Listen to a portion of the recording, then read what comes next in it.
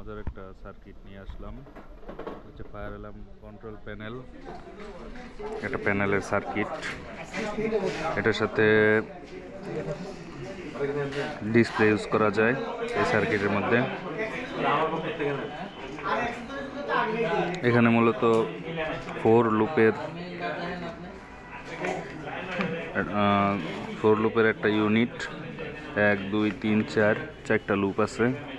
প্রত্যেকটা লুপে 127টা করে ডিভাইস অ্যাড হইতে পারে এবং সেই ডিভাইস থেকে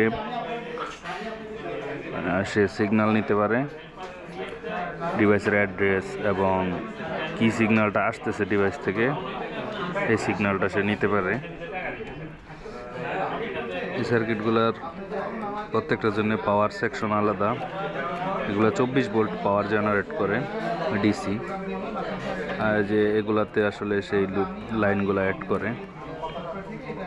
তো এই সার্কিটের দাম আছে মোটামুটি অনেক দাম, 1 লক্ষ টাকার উপরে আছে, আরও বেশি হবে। যে এই সার্কিটটা, এটা এক্সট্রা, এটা হচ্ছে এই সার্কিটের এক্সটার্নাল পার্ট। তো এটার দামই আছে 95 বা 1 লক্ষ টাকা আনুমানিক। আর এটা হচ্ছে বেশি। তো সার্কিটটা নষ্ট হয়ে গেছে বলতে এই যে আউটপুটগুলায় ভোল্টেজ আসতেছে না, সিম্পল সমস্যা। এসব ক্ষেত্রে দেখা যায় ভোল্টেজ যে আসতেছে না, এই যে ফিউজ আছে, ফিউজগুলো চেক করতে হবে।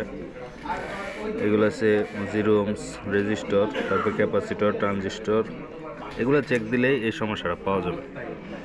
ছোটোখাটো সমস্যা। দেখেন এই সার্কিটে মজার জিনিস, অক্টোকাপলার আছে, তারপরে আছে এটা হচ্ছে মাইক্রোপ্রসেসরগুলো সুন্দর করে কাগজ দিয়ে তারা ঢাইকে দিচ্ছে যেন আমরা এটা খুঁজে না বের করতে পারি। টইসে নষ্ট করে দিছে। যাই হোক,